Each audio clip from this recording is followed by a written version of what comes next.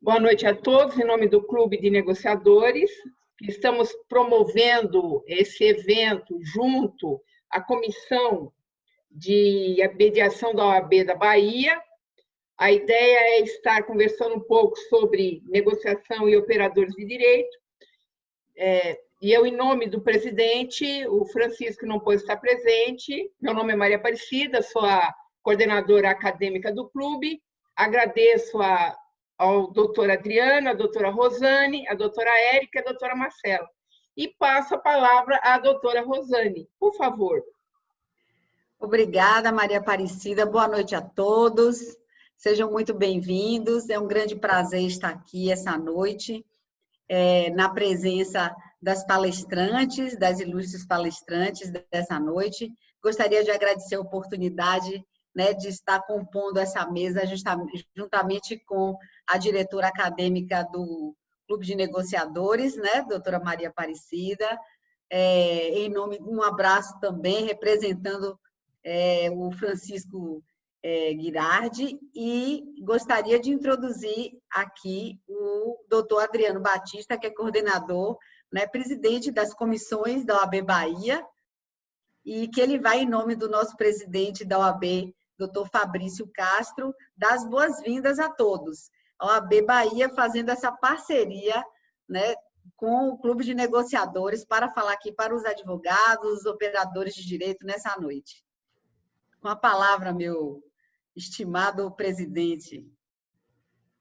Bom, eu quero dar inicialmente boa noite a todos. Quero dizer da imensa satisfação que sinto em poder participar desse evento. Quero dar parabéns ao Clube de Negociadores, à Comissão de Mediação, dizer que é uma honra para mim estar aqui hoje, porque na condição de advogado, sobretudo, eu me sinto assim inserido nesse contexto.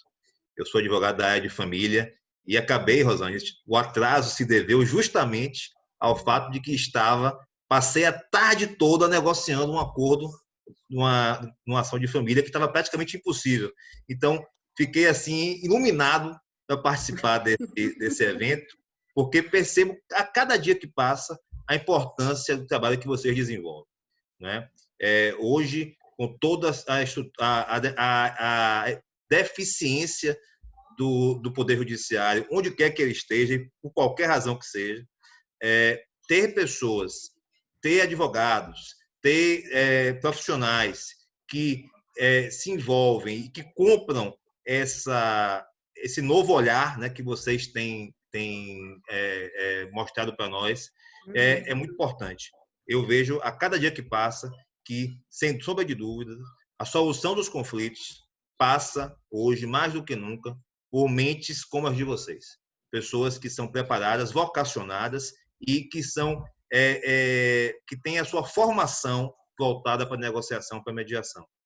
Então, na condição de coordenador das comissões da OAB, agora falando, eu me sinto também muito feliz de perceber que a nossa OAB da Bahia, ela tem uma certa vanguarda em relação a tudo isso, graças muito à figura de Rosane. É uma verdade que não pode deixar de ser dita, a toda a comissão que faz parte, todos os membros da comissão, também, e é importante a gente ressaltar isso. Eu vejo o trabalho crescendo, as pessoas se interessando, porque todos nós percebemos, todos aqueles que militam na área do direito percebem a importância desse trabalho que está sendo realizado. Então, me sinto assim muito, muito feliz, particularmente realizado de perceber que dentro da OAB, que o nosso presidente Fabrício, grande incentivador da comissão desde o início, que dentro da OAB nós abrimos as portas para essa possibilidade. Nós queremos ver a mediação, a negociação voando cada vez mais alto e propiciando as pessoas, e principalmente, não só os advogados, mas eu acho que principalmente propiciando a comunidade, ao cidadão, que ele tenha uma solução de conflito mais rápida e mais eficiente, com menos dor. Eu acho que isso que é o que vale a pena. A gente mostrar que o advogado não está interessado em produzir conflito, não está interessado em aumentar. Hoje, esse advogado com quem eu conversava, ele dizia para mim, é uma verdade que nós todos dizemos sempre, doutor Adriano, o advogado, se ele não quiser, não tem acordo. Se o advogado não... E é uma verdade, né? Então, nós temos uma responsabilidade muito grande com a solução dos conflitos das pessoas que nos procuram. E eu fico, assim, repito, muito feliz de perceber que o nosso meio aceita essa condição nova que se apresenta, essa proposta nova de trabalho, né, e de realização profissional através da mediação e da negociação. Parabéns a todos vocês, espero que seja um evento maravilhoso. Eu tenho um outro evento que começa às 8 horas, eu vou tentar de uma certa forma, eu prometi a Rosane, mas eu estou muito interessado, prometi a ela, inclusive, que iria, vou tentar ver se eu fico lá e cá, pescando alguma coisa, porque acho muito importante para a minha formação profissional aprender com vocês nessa noite. Tá? Parabéns, bom trabalho a todos, espero que seja muito profícuo a noite. Muito grata pela sua presença. Muito obrigado, doutor Adriano, viu? Obrigado por acreditar na comissão e dando boas novas com essa parceria, né, da OAB Bahia com o Clube de Negociadores, que eu acho que isso tende a somar. Muito obrigado pela sua presença. Então, vamos retomar aqui, né, o foco para nossas palestrantes da noite, doutora Érica e doutora Marcela. Vocês poderiam, né, por favor, se apresentar? Bom, então eu vou já iniciar. Gostaria muito de agradecer a oportunidade, Rosane. Queria agradecer ao OAB da Bahia, queria agradecer o Clube de Negociadores na pessoa da Maria Aparecida, ao OAB da Bahia na pessoa do Adriano e por você também, Rosane. Muito obrigada pela oportunidade.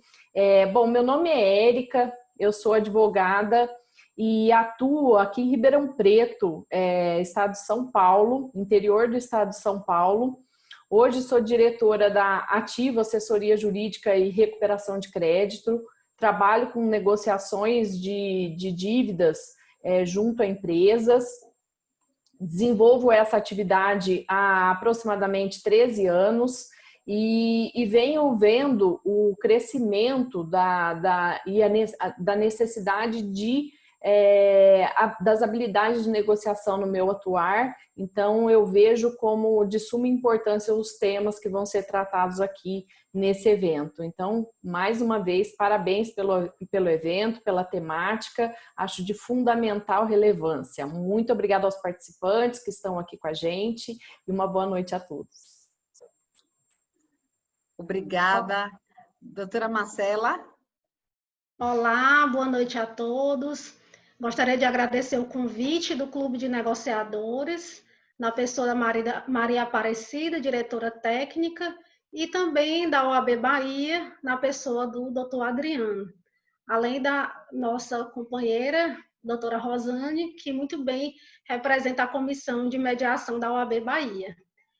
Meu nome é Marcela Leal, eu sou advogada colaborativa, sou mediadora judicial e extrajudicial, trabalho com gestão de conflitos, com cursos, treinamentos, palestras, enfim, todo esse meio da área de gestão de conflitos. Maravilha. Então, vamos dar início, né, a esse evento, trazendo um pouco a questão das habilidades, né? Muito se fala das habilidades que os advogados, né, precisam ter, interpessoais, de gestão. Como vocês veem a utilização dessas habilidades em relação aos operadores do direito, que vai muito além dos advogados, né? Se expande um pouco esse campo. Como cada uma de vocês vê? Quem gostaria de começar? Acho que eu posso iniciar, né? Rosane, hoje eu acho que as habilidades interpessoais é uma temática que está crescente realmente em todas as áreas de atuação, não só dos operadores do direito, né? Mas especificamente no judiciário, para os operadores do direito, elas vêm ganhando uma importância muito grande, tanto para advogados, quanto para membros do Ministério Público, serventuários, magistrados, né? Por quê? Porque essas habilidades interpessoais, elas são capazes de diminuir consideravelmente o número de litígios que chegam ao judiciário, como também reduzir a duração desses litígios que já estão judicializados. E aí, dentro dessa questão das habilidades interpessoais, a gente tem aí uma classificação dessas habilidades como habilidades interpessoais emocionais e habilidades interpessoais sociais, né? As habilidades interpessoais emocionais que derivam, né, da obra do Goleman, da inteligência emocional, na qual ele ensina que o controle das nossas emoções ele é essencial para o desenvolvimento da inteligência do indivíduo, né? E aí, nessa obra, o que ele faz? Ele faz um comparativo entre as pessoas emocionalmente equilibradas com aquelas que têm qualidade de relacionamento humano, ou seja, que desenvolve compreensão, gentileza, cordialidade. Essas pessoas, segundo a obra do Daniel Goleman, elas têm mais chances de sucesso do que as pessoas que não têm desenvolvidas essas habilidades. Por exemplo, pessoas muito ansiosas, irritadiças ou com grandes expectativas, que tendem, por exemplo, a se precipitar, a falar, dar informações que não são pertinentes, e aí isso compromete os resultados dessas pessoas. Então, muito reativas, né?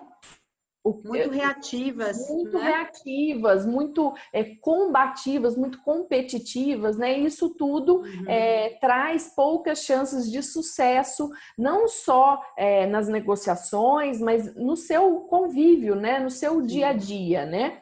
E além dessas habilidades interpessoais emocionais, nós temos as habilidades interpessoais sociais, que são as habilidades que determinam, por exemplo, a qualidade das nossas interações no convívio social, desenvolvendo, por exemplo, habilidades de empatia, capacidade de aceitação, tolerância, né, que hoje tem sido muito falado, a falta de tolerância, o quanto isso impacta na vida das pessoas e principalmente nos operadores do direito. Por quê? Porque estão lidando com conflitos latentes, né, com coisas que estão na outra pessoa e que ela precisa tolerar para poder gerenciar tudo isso, né?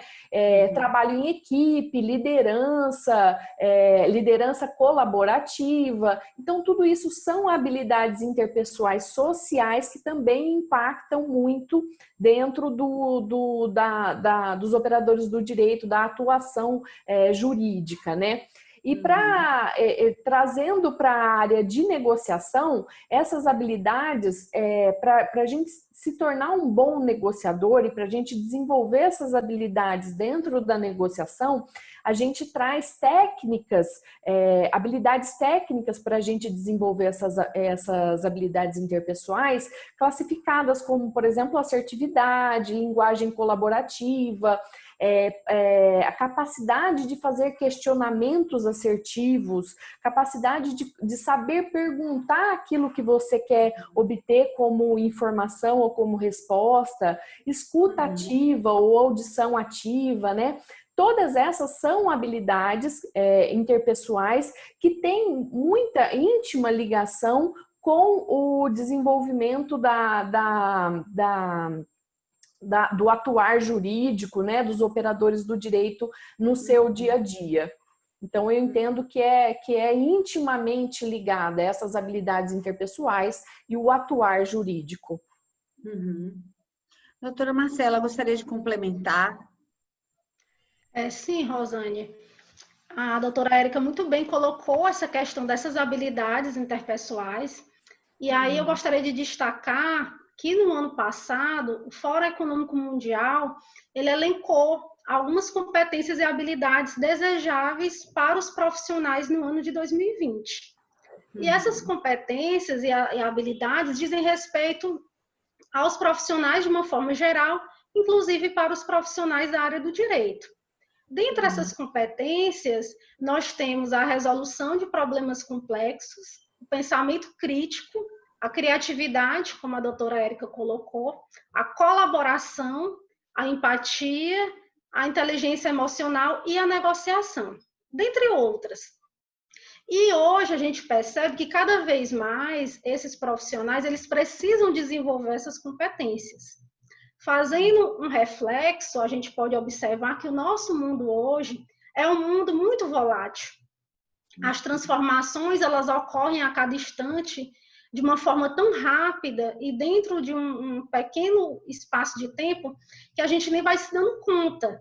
E aí, a exemplo disso, eu trago esse momento que nós estamos vivenciando hoje, esse momento de pandemia, em que ninguém imaginava que dentro de um curto espaço de tempo a gente iria alterar a nossa rotina de forma tão significativa.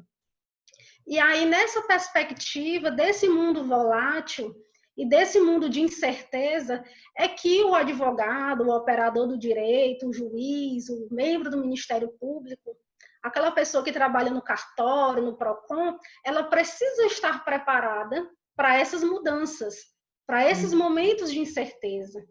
E para isso ela precisa desenvolver essas competências e habilidades.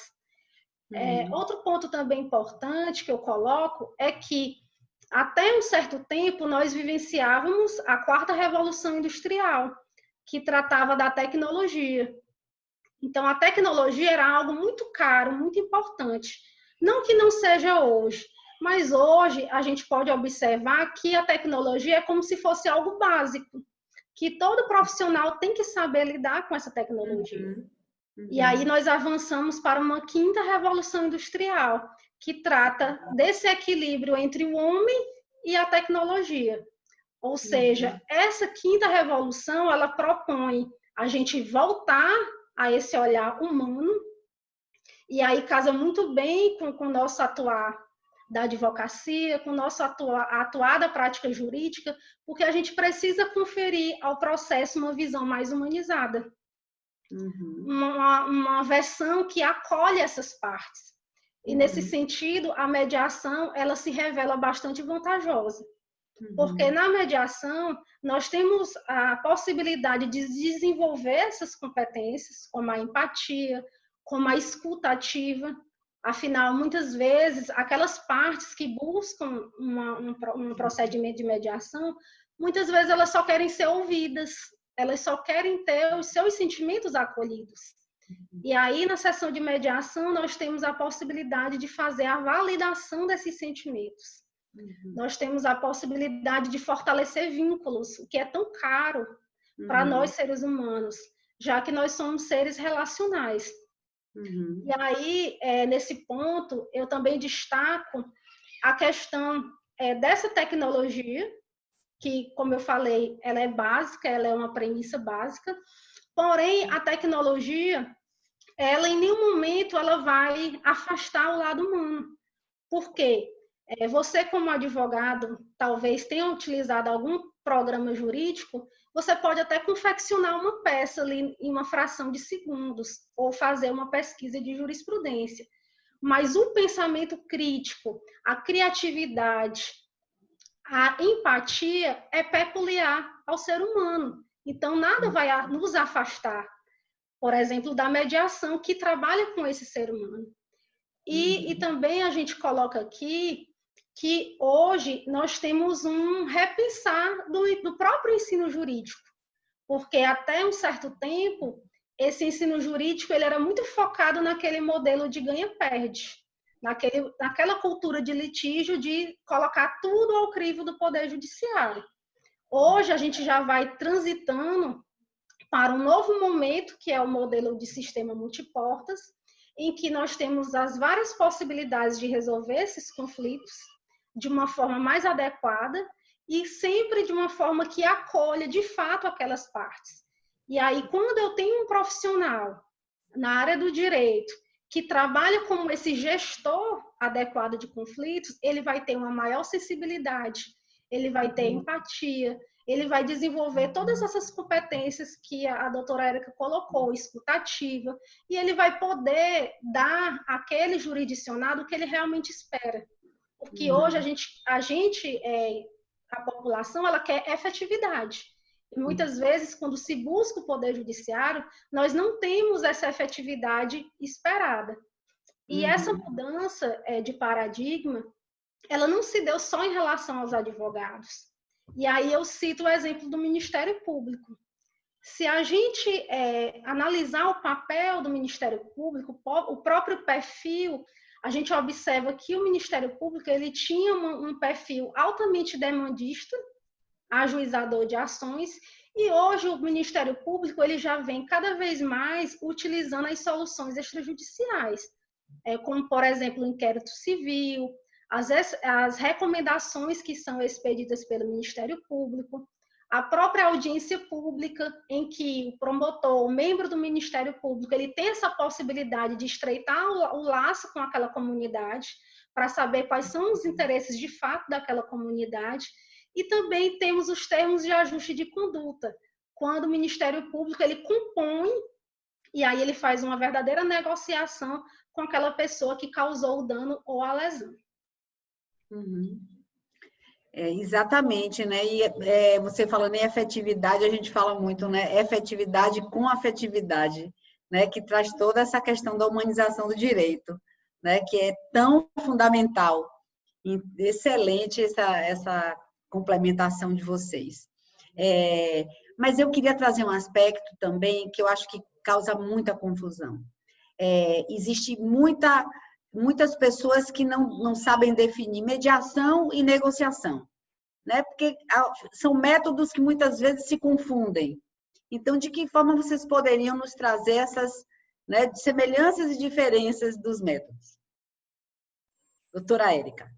Bom, primeiro que eu queria conceituar a negociação conforme os ensinamentos do nosso mestre Francisco Guirado, que é o desenvolvedor do site lá do Clube de Negociadores, o nosso grande mestre lá que tem nos dado lições espetaculares sobre negociação, né? E no livro dele, ele conceitua a negociação como um processo de comunicação interativo estabelecido quando duas ou mais partes buscam um acordo durante uma transação para atender aos seus interesses.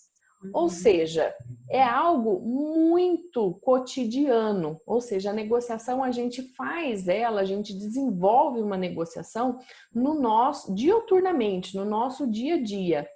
Só que quando a gente lê esse conceito, parece que a gente está falando do atuar jurídico. Por quê? Porque dentro do atuar jurídico, o que a gente mais faz é um processo de comunicação interativa, ou seja, a gente tenta se comunicar com as partes para buscar estabelecer um acordo entre essas partes por meio de uma transação que possa atender aos interesses tanto de ambos os litigantes, né?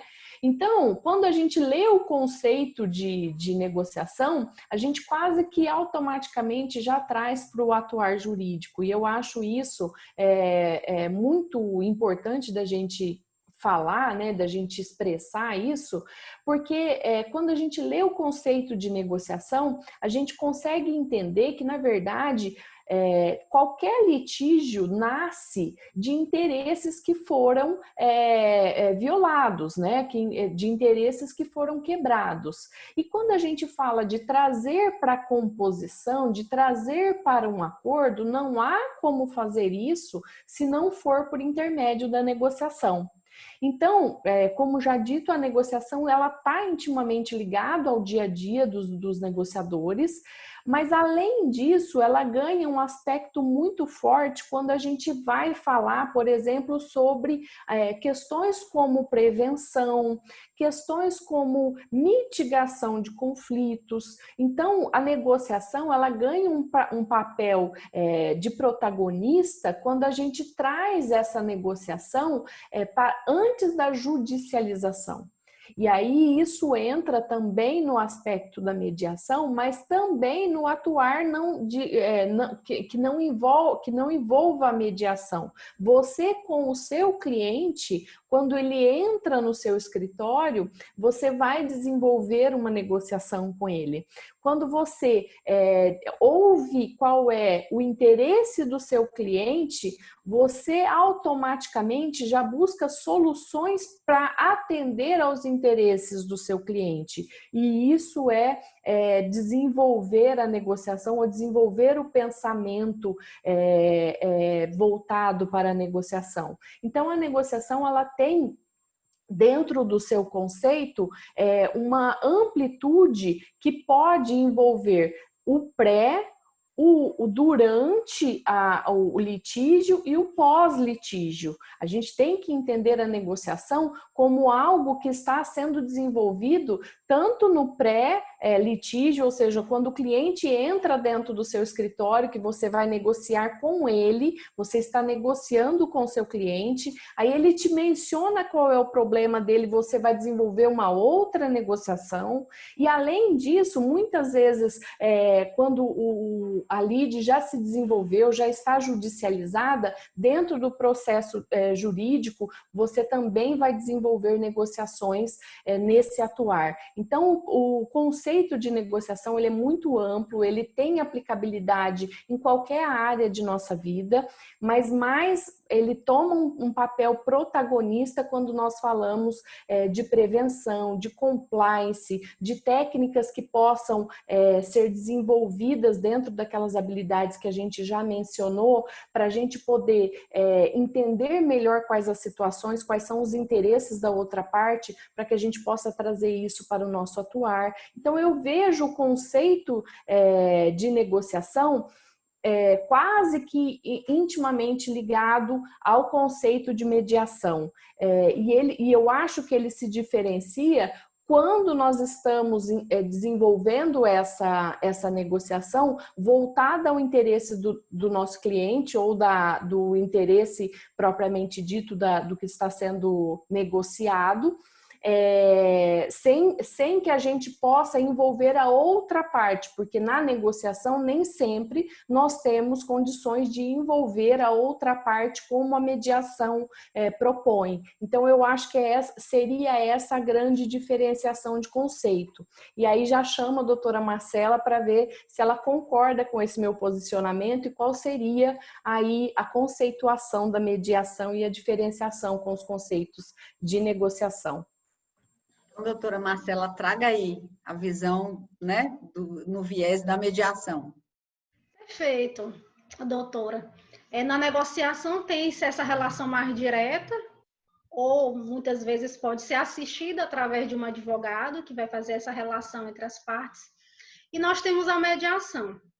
A mediação também é um método autocompositivo, no sentido de que são as próprias partes que vão resolver aquela controvérsia. A mediação ela é indicada nos conflitos disponíveis e indisponíveis que possam ser transacionados de uma forma mais simples, qualquer conflito que possa ser transacionado. E a mediação ela tem lugar quando o processo de comunicação dessas partes está fragilizado ou for interrompido. Deixa eu me fazer entender melhor. Imagine um casal, marido e mulher, que por algum motivo se desentenderam e querem o divórcio. Aquele casal que está passando por aquela situação de conflito, eles estão num momento de tensão. E aí, quando essas partes estão no momento de tensão, elas ficam posicionadas, elas ficam em posições rígidas, de forma que o homem, ele só vê o seu lado da situação, ele tem aquele recorte do conflito na sua percepção, e a mulher, por sua vez, tem aquele recorte do conflito na sua percepção.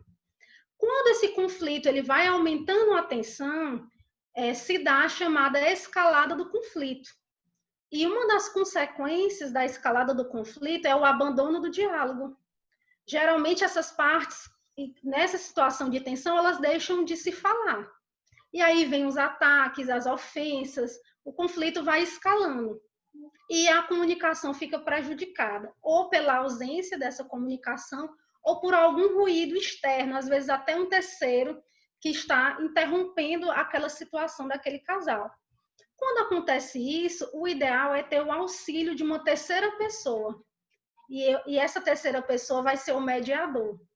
O mediador, ele se apresenta como um facilitador do diálogo. E aí, quando eu digo que o mediador ele está atuando como facilitador, é no sentido de que o mediador ele não propõe, ele não sugere a solução, tampouco ele decide. Quem vai decidir são as próprias partes. É por isso que na mediação nós utilizamos sempre a palavra protagonismo. Protagonismo é das partes. As partes são empoderadas através do mediador, que vai aplicar técnicas. A mediação é uma atividade técnica. E esse mediador, enquanto terceiro imparcial, ele vai procurar fazer com que essas partes consigam restabelecer o diálogo.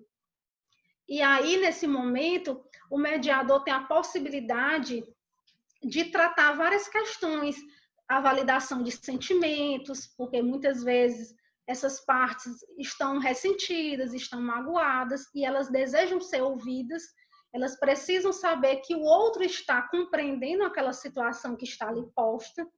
Na mediação, o mediador, ele favorece a responsabilidade parental, nos casos em que esse casal tem filho, por exemplo, ele favorece essa responsabilidade.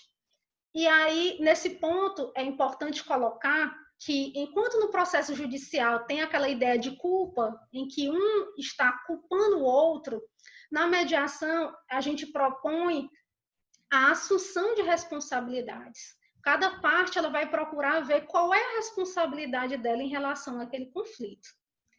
Na mediação também nós temos a possibilidade de soluções criativas, diferentemente do que ocorre no processo judicial. A gente sabe que no processo judicial o juiz ele não pode decidir fora daquela realidade que está no processo. No judiciário a gente chama de lide processual. O juiz está adstrito ao que está no processo. Quem é advogado com certeza já falou algo parecido. O que importa é o que está nos autos, é o que está no processo. Quando a gente vai para a mediação, nós temos uma outra lógica, porque na mediação a gente vai levar em consideração outros fatores, como, por exemplo, fatores de cunho emocional ou relacional, que dificilmente vão ser trabalhados dentro da estrutura do Poder Judiciário. E é por isso que a gente fala em soluções criativas, porque as partes podem escolher a melhor forma de resolver aquele conflito. São soluções customizadas e personalizadas conforme aquela realidade. No que diz respeito ao conflito que eu coloquei para vocês como exemplo do casal, o que a gente observa? Cada família ela tem o seu arranjo familiar. Então, eu não posso chegar e botar para todas as famílias indistintamente um modelo de arranjo, porque, de repente, o que funcionou naquela família não vai funcionar com outra. E aí a mediação possibilita essas soluções criativas, possibilita essa tomada de decisões pelas partes, são as partes que vão decidir a melhor forma. Na mediação, a gente tem essa possibilidade de fortalecer esse vínculo, e é por isso que a gente fala que na mediação, a mediação ela é indicada para conflitos em que há uma relação de continuidade, quando essas partes desejam de alguma forma permanecer com aquele vínculo em questão. A mediação também é indicada para conflitos mais complexos, conflitos multifatoriais, e vai ter essa possibilidade de oportunizar a essas partes a retomada daquela situação, tomar as rédeas da situação. A mediação é um procedimento voluntário, ninguém é obrigado nem a participar, tampouco a permanecer na sessão de mediação. É um processo eminentemente oral, deve ser levado em consideração a narrativa das partes naquele momento, não a produção de provas, e é um procedimento em que vai vigorar a decisão informada. As partes precisam estar cientes daquilo que está sendo conduzido naquele momento no procedimento, e vai vigorar também o princípio da autonomia da vontade. Ou seja, no que não for contrário à lei, se as partes desejarem optar por uma determinada solução, elas que vão decidir. E o mediador, como eu falei, ratificando, ele vai atuar como esse facilitador dessa comunicação que por algum motivo foi rompida ou fragilizada. Maravilha. Excelente, doutora Marcela. Eu queria fazer uma contribuição a esse conteúdo bem contundente, né, que vocês estão trazendo, no sentido de falar que muitas vezes perguntam, né? Então, todo mediador, ele pode atuar todo advogado pode atuar com mediação, para dizer assim, que nem todo mediador, né? Nem todo advogado atua como mediador, ele pode atuar como advogado na mediação ou fazer uma formação para atuar como mediador e advogado. Fazer um pouco essa distinção para os advogados que estão aqui nos assistindo. E a outra é trazer a informação de um projeto de lei do Conselho Federal da OAB, o 196 de 2020, que agora já reconhece a atuação do advogado enquanto mediador, conciliador, árbitro, que é um provimento recente que vem sedimentar ainda mais a atuação, né, do advogado, né, nessas práticas autocompositivas. Queria voltar, então, à doutora Érica agora, né, para saber assim, como agregar esse conhecimento da gestão, né, dos conflitos nessa atuação profissional, né? Quais as áreas? Poderia introduzir aí um pouquinho esse assunto? Então, Rosane, eu entendo o seguinte, que a gestão de conflito, hoje, ela é fundamental a gente avaliar essa gestão de conflito, a gente desenvolver essa gestão de conflito, porque através da gestão de conflito que a gente permite ao operador do direito mitigar as consequências desse conflito, né? E traz alternativas de resolução para os litígios, alternativas que antes não eram pensadas, né? Quando a gente faz a gestão de conflitos de forma preventiva ou de forma a mitigar as consequências desse conflito, a gente traz mais produtividade para o operador do direito, para os advogados. Por quê?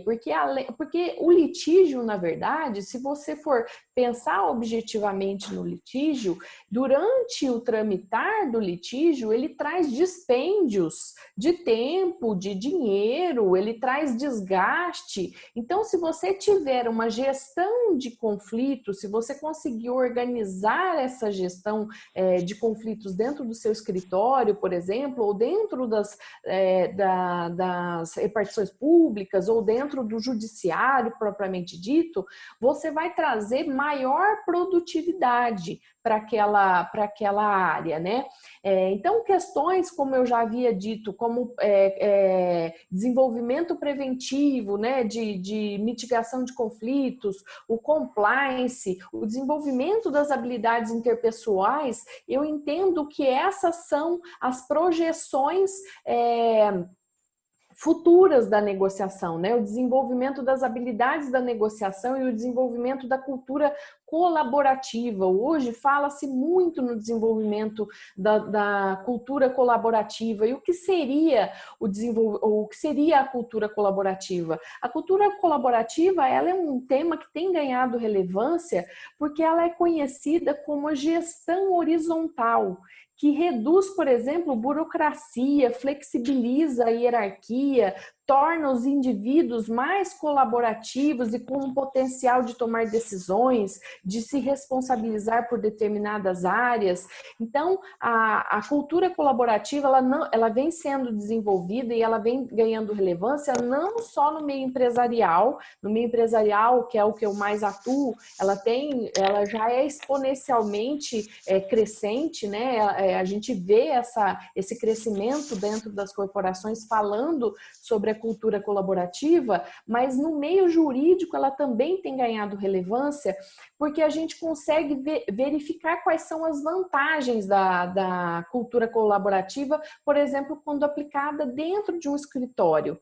E aí a gente pode mencionar, por exemplo, a melhora no ambiente de trabalho, escritórios hoje de grande vulto, né, que tem lá muitos advogados trabalhando em conjunto, que desenvolvem áreas diferentes. Se você você aplica a cultura colaborativa, você dá para esses advogados, você dá para esses colaboradores, para essas pessoas que estão ali, habilidades e técnicas para que no dia a dia eles consigam negociar melhor com os clientes, com os funcionários, e desenvolver habilidades interpessoais que vão mitigar e otimizar o atuar desse profissional, seja ele um advogado, seja ele um funcionário, ou seja ele realmente um operador do direito.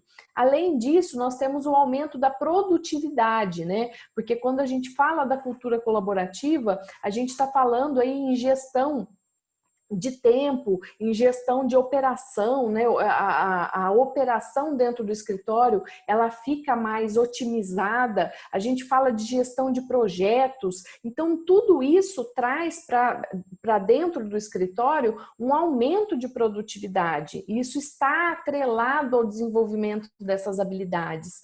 Também temos, por exemplo, o aumento, o equilíbrio entre as partes, ou seja, pessoas que antes eram hierarquizadas e que eram inacessíveis e que não ouviam, por exemplo, grandes ideias que vinham de operadores menores ou de pessoas que não tinham acesso a essas grandes mentes, né, ou a esse líder hierárquico. Então, quando a gente fala de uma gestão horizontal, essa pessoa tem chances de trazer as suas ideias, a sua participação, e isso torna o ambiente muito mais agradável, muito mais participativo, muito mais produtivo. A gente libera grandes atuações aí quando a gente dá espaço para que as pessoas possam desenvolver as suas ideias. Além disso, a gente vê a importância da gestão colaborativa quando ela é bem planejada. Então, a gente consegue visualizar isso quase que palpavelmente, essa aplicação dentro do atuar, tanto nas empresas como no atuar jurídico, como eu já disse. São culturas, são habilidades, são novas técnicas que estão sendo incorporadas dentro do atuar jurídico, coisa que isso a gente não falava, pelo menos eu vou citar o tempo da minha graduação, tá? Então, há 17 anos atrás, na minha graduação, a gente não ouvia falar dessas técnicas incorporadas ao atuar jurídico. Por quê? Porque isso parecia quase que uma contravenção, né? Quando você fala, por exemplo, em aplicar cultura colaborativa, que é do meio empresarial, dentro de um escritório de advocacia, isso parecia mercantilização, né, do atuar jurídico, quando, na verdade, isso abre portas, isso destrava muitas atividades dentro do escritório e dá mais participação para os advogados, para os operadores do direito. Isso vem sendo aplicado, inclusive, dentro do judiciário, para que os colaboradores, para que os serventuários possam ter um ambiente de trabalho muito mais feliz, muito mais participativo, muito mais produtivo, e isso traga eficiência, produtividade e diminua a morosidade do judiciário, que é tão falada, que é tão questionada. Por quê? Porque aumentando a produtividade, essa morosidade automaticamente diminui. Então, nós estamos falando de técnicas, de habilidades, de novas culturas que estão sendo aplicadas dentro do atuar jurídico legitimamente, que vem trazendo ótimos resultados para esse atuar, e eu vejo essa como a projeção futura da nossa profissão, desses operadores do direito. Vejo isso realmente como uma projeção futura para nós. Obrigada, doutora Érica. Vou passar agora para a fala da doutora Marcela, falando sobre essa perspectiva tanto da atuação, né, como do que você imagina no futuro da mediação. Bom, eu percebo que hoje nós continuamos precisando das habilidades técnicas, que são aquelas habilidades adquiridas nos livros, nos cursos, nos treinamentos, como também a gente precisa desenvolver todas essas habilidades que nós colocamos aqui hoje. Isso é fundamental para que a gente possa replicar e aplicar esses conhecimentos, todos esses saberes.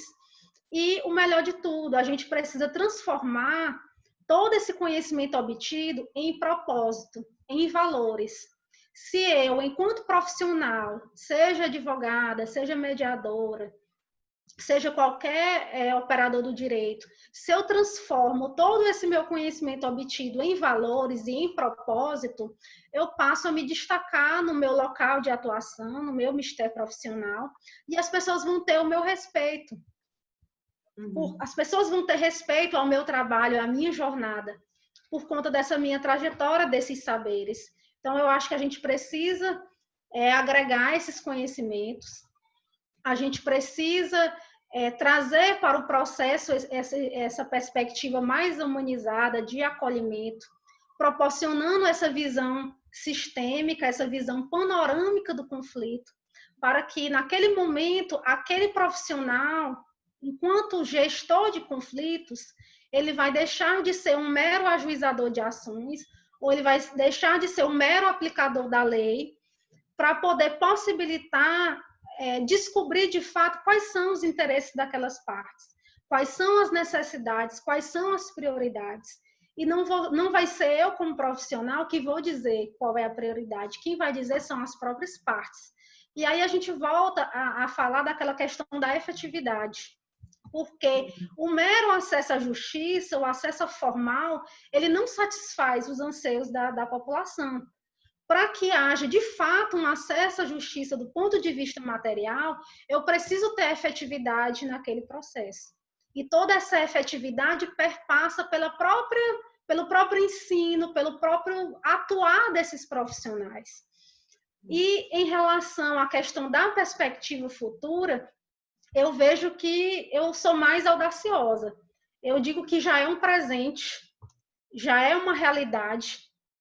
Nós já estamos conseguindo colher muitos frutos a partir das técnicas de negociação, a partir das técnicas de mediação e desses demais métodos autocompositivos.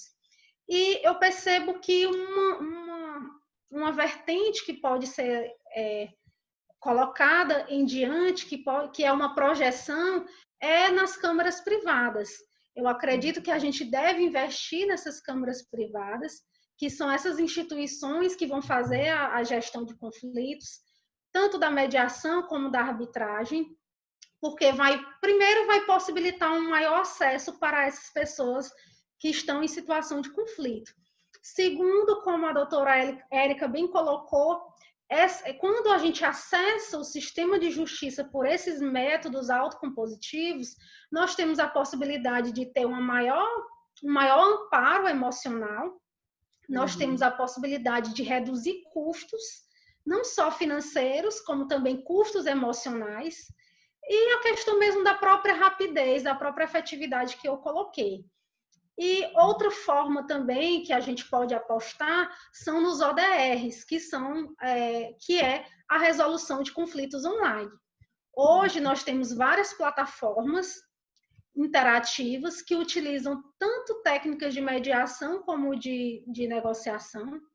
E aí, a exemplo, nós temos o consumidor.gov, que é uma plataforma pública e gratuita, e nessa plataforma ela permite a interlocução direta entre consumidores e fornecedores, e aí, por ser essa interlocução direta, ela vai utilizar a negociação.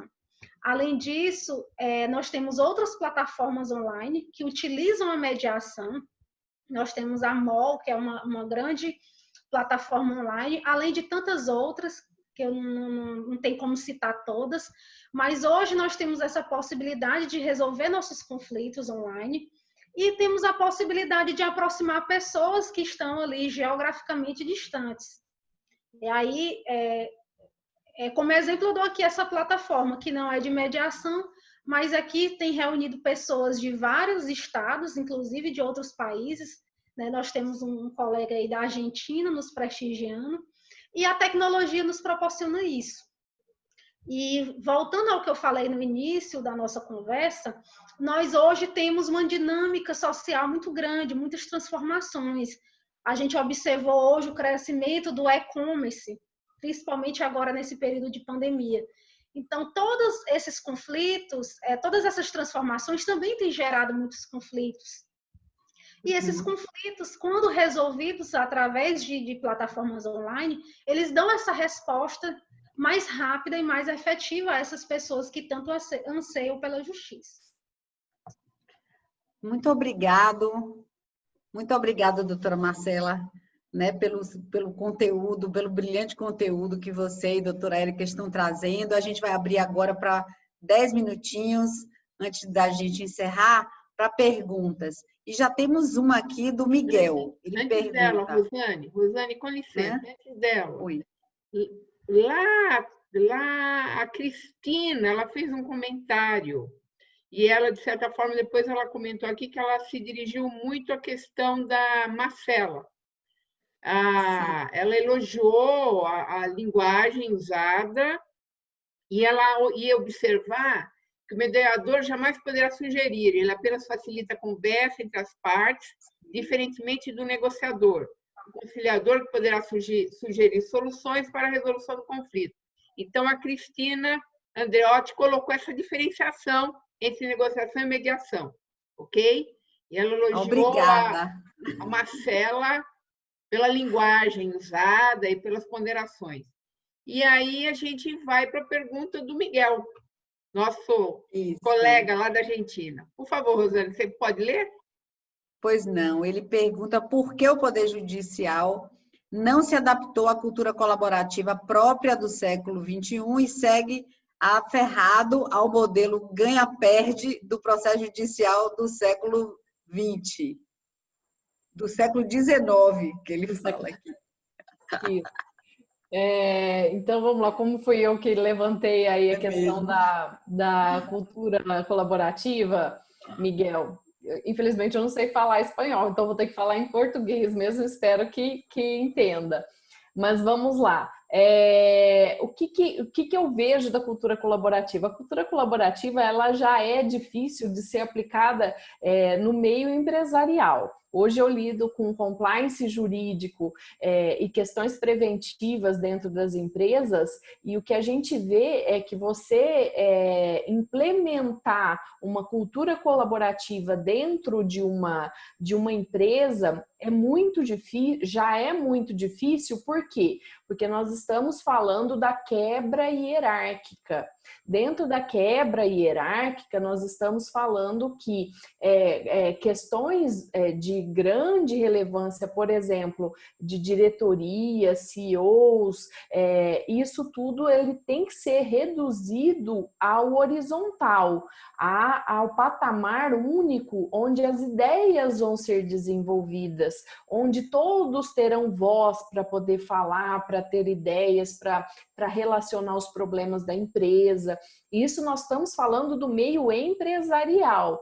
Se você trouxer isso para o meio jurídico, onde nós temos tribunais que existem lá, os ministros, depois os tribunais dos estados, aqui nessa divisão do Brasil, tá? Onde nós temos lá os tribunais superiores, o Supremo Tribunal Federal, depois os tribunais superiores e depois ainda as justiças locais, o que a gente vê? Uma hierarquização muito forte. E aí, para a gente trazer essa cultura colaborativa para o meio jurídico, para o meio judicial, por exemplo, é muito difícil porque não existe a possibilidade dessa quebra hierárquica. Então, qual que seria a ideia de trazer a cultura colaborativa para o meio jurídico? Dentro dos escritórios de advocacia, a gente poder desenvolver essa cultura colaborativa com os nossos pares.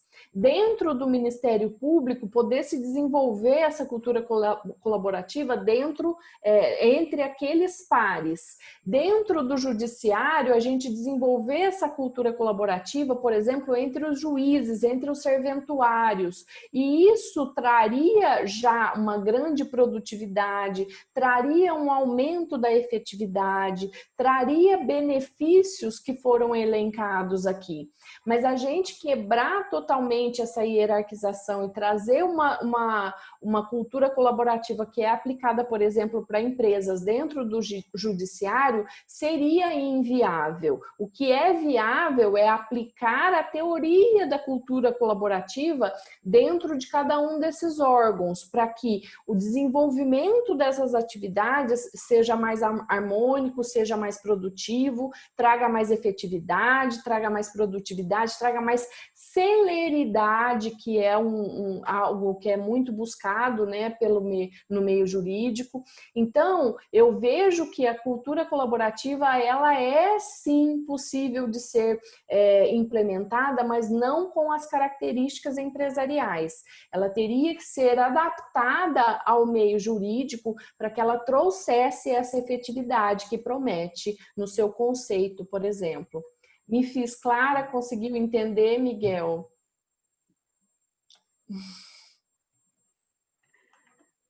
Marcela, você gostaria de complementar, doutora Marcela, por favor? Eu acredito que a Érica foi bastante clara e a minha contribuição é mais no sentido de fazer uma reflexão, que nós não fomos treinados para negociar, nós não fomos treinados para mediar. A gente pode dar como exemplo até quem é irmão, quem tem irmão sabe o que eu estou falando. Quando tem uma briga ali de irmão, quando a gente é criança, a gente procura a autoridade que é o pai para resolver aquele conflito entre os irmãos.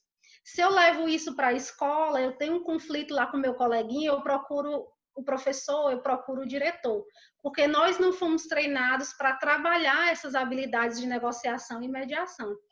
Hoje nós já temos um grande movimento no sentido de expandir a mediação escolar, e esse movimento ele é interessante porque ele propõe mais do que a mediação, ele propõe a resolução de conflitos através da cultura da paz. E a cultura da paz, ela procura exercer a capacidade do ser humano de conviver com as diferenças, que é tudo isso que a gente não está sabendo lidar. A gente está numa sociedade muito polarizada, em si uma coisa é branca, a outra tem que ser preta, tem que ser tudo polarizado, a gente não sabe conviver com essas diferenças. E eu acredito que todo esse movimento de saber lidar com esses conflitos deve começar ainda enquanto pequenos e desenvolver essas competências e essas habilidades.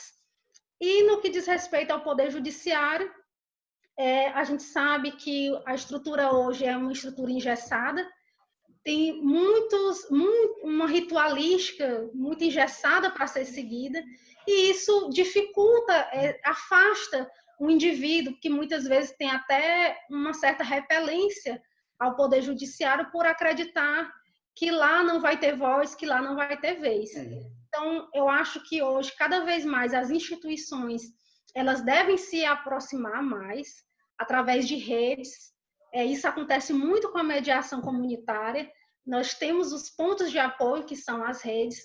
E também, como a doutora Érica colocou, a gente deve ver o conflito não só no sentido antes, durante, mas a gente deve também fazer esse mapeamento após a resolução daquele conflito para saber se efetivamente aquela resolução que foi posta, se ela está sendo funcional.